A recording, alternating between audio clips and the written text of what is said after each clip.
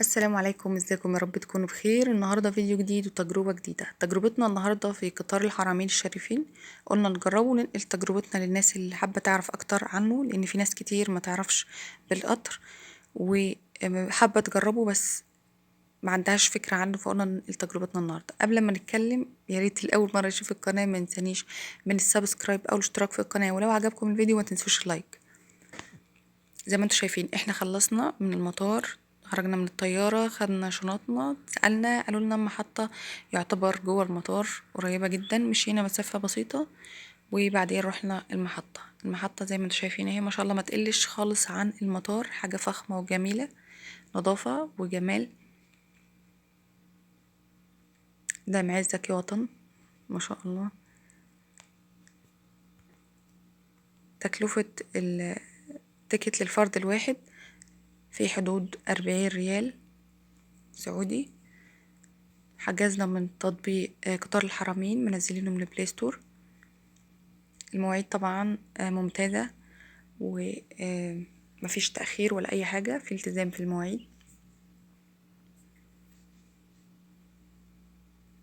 سرعة القطر 450 كيلومتر في الساعة، وبياخد 120 دقيقة من جدة لمكة، محطة توقف واحدة في السليمانية في جدة،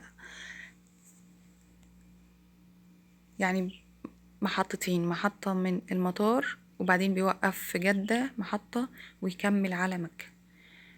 ما شاء الله القطر من جوه نضيف جدا زي ما انتم شايفين، دي الدرجة الاقتصادية.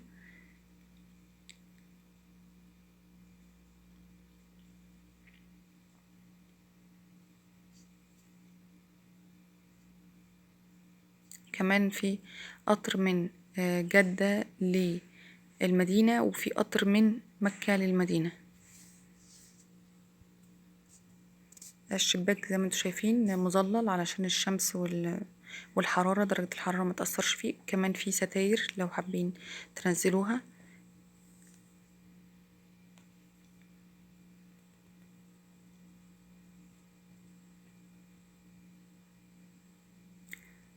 طبعا بالنسبة لنا قطار الحرمين كان موفر جدا في التكلفة، لان احنا كنا بنركب قبل كده عربية من برا المطار توصلكوا الحرم. كانت بتوصلنا الحرم، كانت تقريبا بتاخد 100 على الفرد، واوقات 200، وكانت اسعار كده عالية جدا. ده باسكت جوه الترابيزة.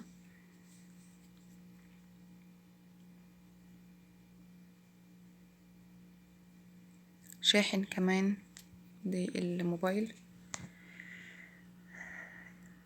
شاشة بتعرفنا الوجهة ولسه فاضل قد ايه على مسافة الوصول ودرجة الحرارة.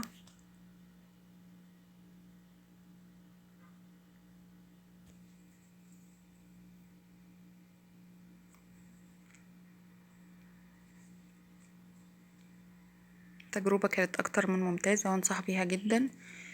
أي حد رايح عمرة، سواء داخلي من جوه المملكة، ياخدها من مطار، ياخد القطر من مطار جدة، أو جاي من برا المملكة يعمل عمرة برضو ياخد القطر. ما شاء الله حاجة كده جميلة وتجربة ممتازة.